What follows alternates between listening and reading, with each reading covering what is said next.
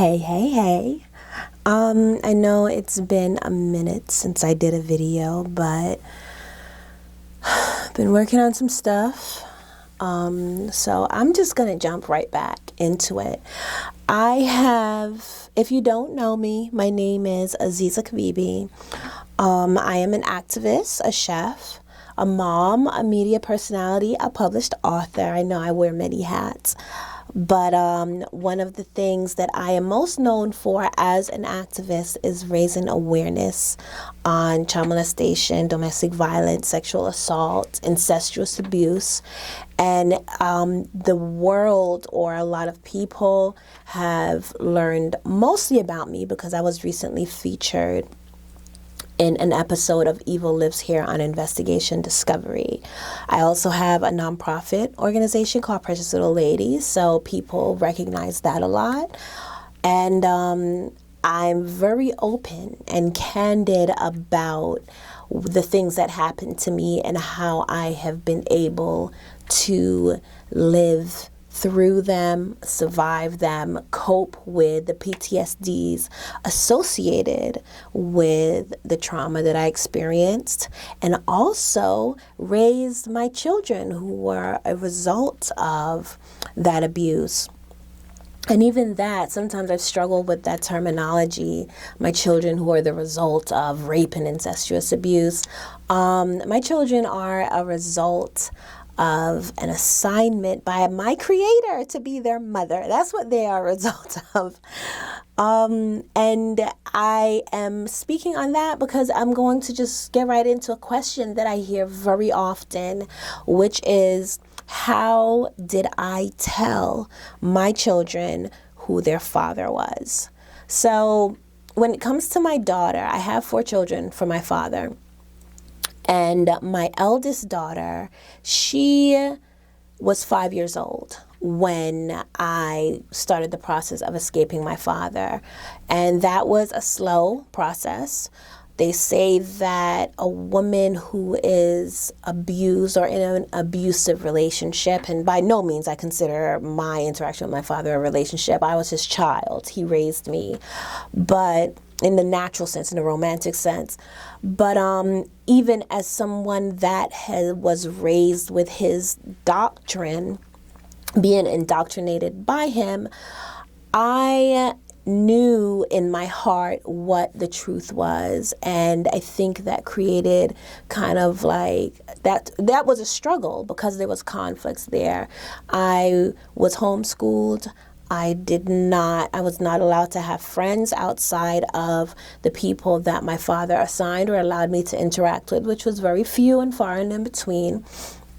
So there was no way to, or little way to really measure, right? Usually we learn as people a lot of what's right and wrong because there are things to compare it to. There are other people around you or even other adults that are influencing your life, like teachers or cousins, aunts, uncles, grandparents. My father, as a means of control, separated me and my family from anyone on the outside. So he was the end-all, be-all for everything. But with my eldest daughter, she grew up. Well, she didn't grow up, but we did not start escaping him or did not have an opportunity that I felt confident enough to take to escape him.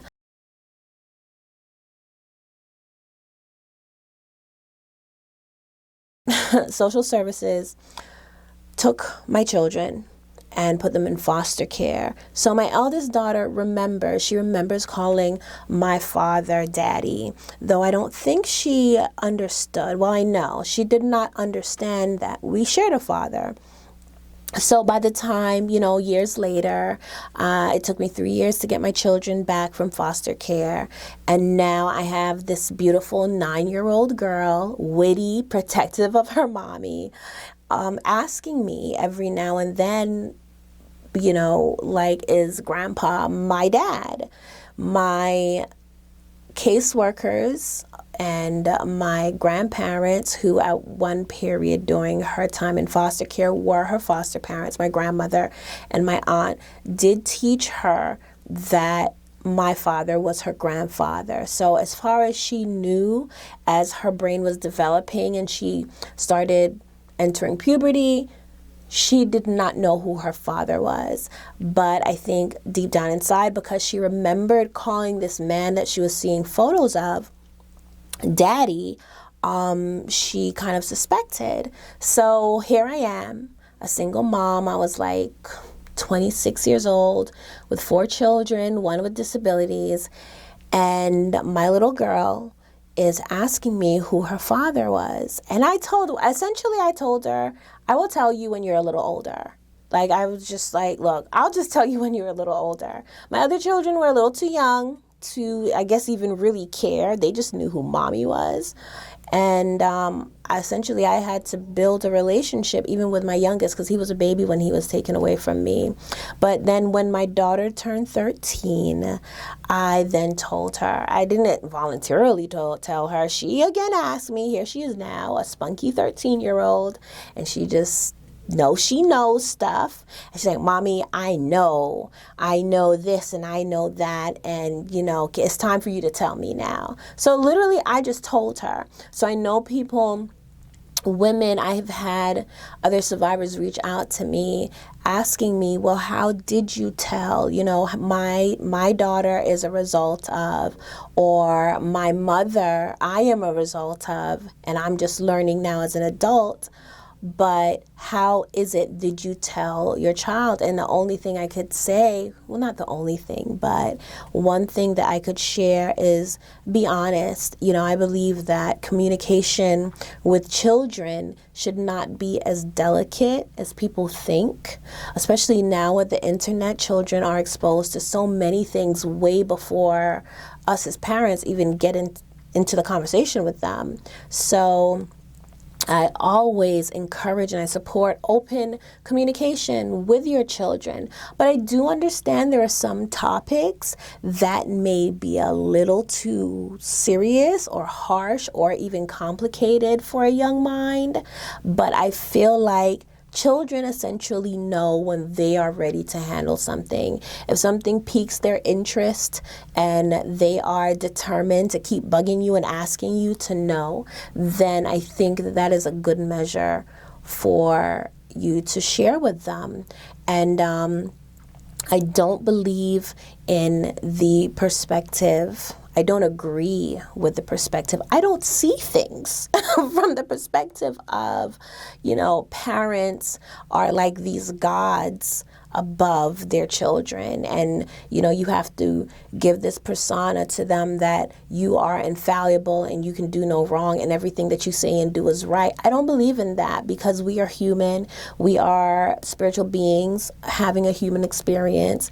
We are beings in progress, just like they are. Like, I feel like we never stop growing. We never stop learning. And actually, when you think about it, children, because of the time period that they have to grow from a baby to an adolescent to then a young adult, is pretty short, and they do a lot of development in a short amount of time.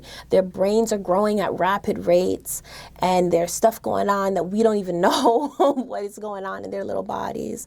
And I think we need to take that into consideration and give them more credit. Our culture needs to give children more credit than I believe that we do. And if we did that, then we would believe, the general public would believe children more when they do report that there is abuse or something wrong that has happened to them. Like, you shouldn't just dismiss when a child says that they are uncomfortable with somebody or they don't want to hug somebody. So when my daughter, when she made it pretty darn clear that, look, Mommy, I need to know, I was like, okay, you know what? It's time for you to know. And I told her, and we talked about it candidly. And she had questions, and she reminisced on times that she witnessed my father beating me terribly, and how that made her feel. And I think that we grew closer to each other. When I told my other 2 children, my son and my next oldest daughter, my youngest child from my father had passed away, and my family, my extended family and my sisters, there was a lot of like conflict and duress and judgments being passed. And I told them, I was honest with them. I says, look, there's a lot of stuff going on in our family. There's a lot of conflict. There's a lot of just negative things that are being said. And I want you to understand that this essentially is why. So my son, I believe, was about 10. And my other daughter was, I think she was 11. She burst out into tears, so that was hard for me. Although she did share that she suspected as well. And my son, I don't know, he didn't really say much. I think he was still a little too shook by his sister passing away. But now today they are adults. You know, they are older. They help in the nonprofit organization. My son is definitely a voice, a Loba. He is a voice in schools about when a girl, or how to approach a girl, or on topics of consent. He is very clear and he knows all about that stuff, and he shares it with his friends. My other daughter, Moncho, she's the same way. Like, this is just regular conversation, regular dialogue. And the fact that we are brothers and sisters, as well as, you know, mom and son, or mama and daughter, nothing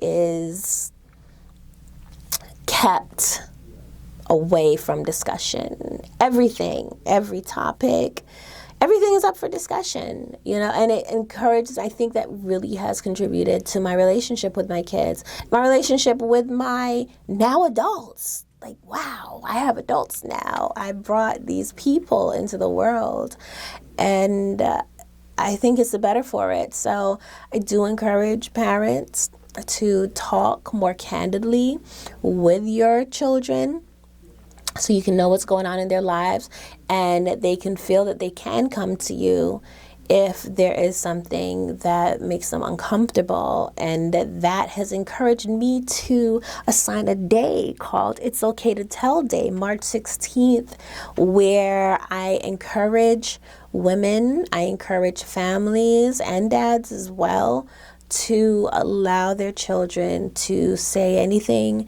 that they want to say, share whatever it is they want to share, things that are going on in their lives, without fear of repercussions, fear of being judged, and fear of being labeled a tattletale. And I think you'd be surprised what kind of information is going to come out of that. I'm already shocked. March 16th isn't even here yet.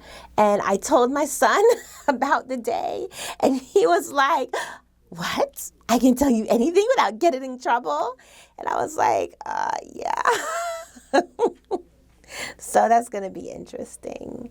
But, yeah, so that's all I have to say about that for right now. But remember, make sure you like me on Facebook, follow me on Facebook, and on Instagram. I'm Aziza Kibibi everywhere.